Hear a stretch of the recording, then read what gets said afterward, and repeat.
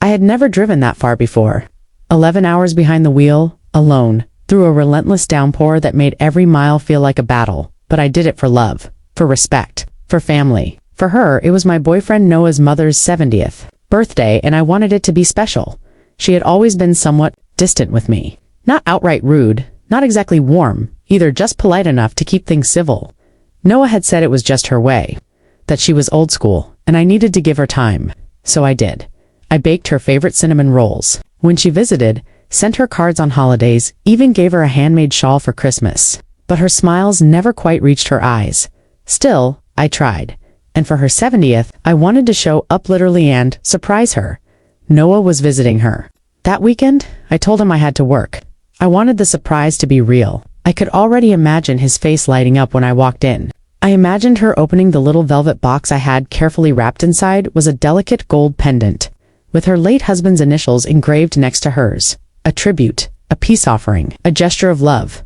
The rain had already begun to fall. I gripped the steering wheel tightly for hours, my wipers battling sheets of rain as semis roared past me on the highway. Coffee helped. Music helped. The thought of finally breaking through whatever wall Noah's mom had built that helped the most. When I reached her small town, it was past 3 p.m. The sky was gray, the rain still falling in steady streaks. My boots splashed through puddles as I made my way up her porch steps. I carried the wrapped gift under my jacket to keep it dry. My hands trembled not from cold, but from nerves and excitement. I didn't knock right away. I just stood there for a moment, catching my breath. Then I heard voices from inside. Noah's voice and hers. I smiled. They were probably just finishing lunch. Perfect timing, I thought. I took a step toward the door, then stopped. They were talking about me. I didn't mean to eavesdrop. I didn't even want to. But when I heard my name, I froze. "She's not right for you, Noah," his mother said, her voice sharp and clear. "Mom," Noah sighed. "I mean it. She's not one of us. You can't marry into trash and expect it not to stink." I felt my lungs collapse. Noah didn't reply immediately. The silence was louder than any thunder. "Anna has been nothing but kind to you," he finally said. But his voice lacked conviction. "She tries so hard. That's exactly the problem," she snapped. "A woman who belongs doesn't have to try so hard. Everything she does feels like she's playing a part. It's fake. She's fake." "I don't think that's fair," Noah muttered. "She's beneath you. Her background, her job. She's not from a real family. Her mother ran off. Her father was an alcoholic. She barely scraped through college. And now she works at a bookstore and calls herself a writer. That's not a future wife. That's a hobbyist with delusions." I stood in the rain, drenched, trembling, choking on air. Noah didn't defend me. Not really. He didn't say, "That's not true." He didn't say, "I love her." He didn't say, "Don't talk about her that way." Instead, he whispered, "Can we not do this today?" And her reply, "I'm your mother. I'll always protect you from mistakes even when you don't know they are." My fingers slipped from the gift box. It fell on the porch with a soft thud. I didn't move. I should have walked in, should have shouted, should have thrown the gift at them both and screamed everything I was feeling, but I didn't. I turned and walked back to my car. I sat in the driver's seat for a long time, the heater blasting, the rain pounding on the windshield like war drums. Then I drove not home. Not yet, I didn't know where. I just drove until my hands stopped shaking. Around 7 p.m., I checked into a cheap roadside motel 2 towns over. I sat on the edge of the bed, soaked and hollow. I didn't cry. Not at first. I kept thinking of the pendant I had picked out. The careful engraving, the velvet box, the ribbon dot, all for someone who thought I was garbage. All for a man who didn't even flinch when she said it, when the tears finally came. They were quiet and endless. My phone buzzed around 8:12 p.m. "Noah, hey, are you okay? You went quiet today." I stared at the screen. Not, "Where are you?" Not, "I miss you." Not, "I wish you were here." Just a polite, empty message. I didn't reply. At 9 p.m., I opened my backpack, pulled out my journal, and began to write. I drove 11 hours to be with someone I thought loved me. I found out I was just a placeholder. A polite convenience. A woman he couldn't even defend when it mattered. She mocked me. He said nothing, and maybe that silence was the truth I needed. Around midnight, I pulled the pendant box from my purse. I held it in my palm, still damp from the porch. Then I walked outside into the cold, silent night and dropped it in the motel trash bin. I didn't feel better, but I felt done. The next morning, my phone buzzed again. "Noah, still haven't heard from you? Are you okay?" I typed, "I came to see you yesterday." 3 dots. Then, "Noah, What? You did when? I heard everything, I replied. Then I put the phone on silent, packed my bag, and left.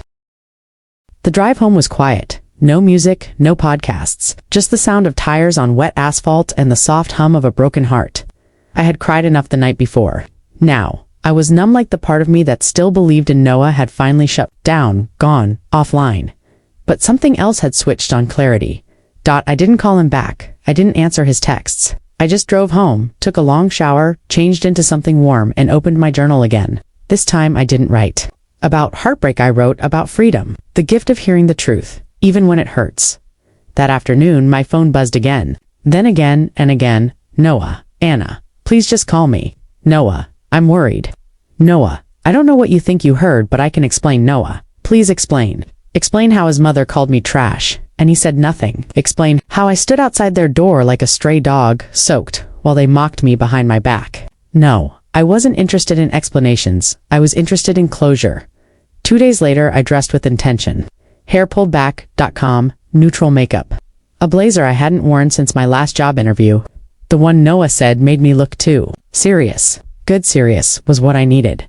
I grabbed my keys and drove to his place. He lived in a condo downtown, clean, quiet, too expensive for what it offered. I had helped him pick it out when he got the promotion.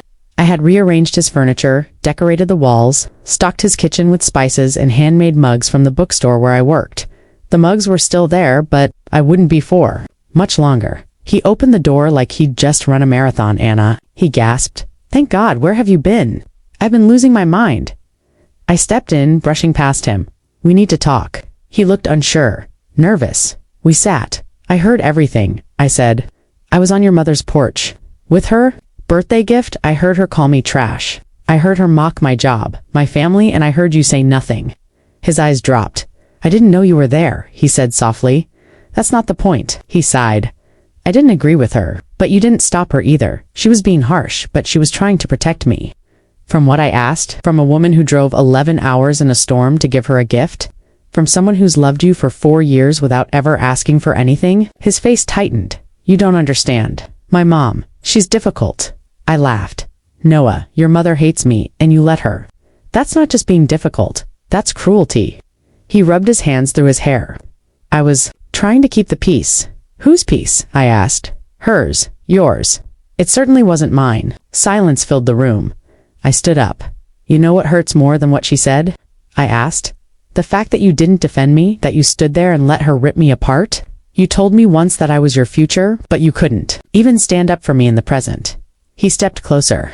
Anna, please, let me fix this. You can't, I said, because this isn't about fixing her. It's about the fact that when it mattered most, you stayed silent. And I can't be with someone who chooses comfort over courage. I turned to leave, then I paused, double quotes.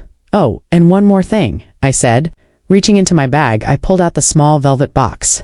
The one with the gold pendant I had once planned to give his mother. I placed it on the table. She liked this. It matches the coldness in her heart. And I walked away. That night, I didn't cry.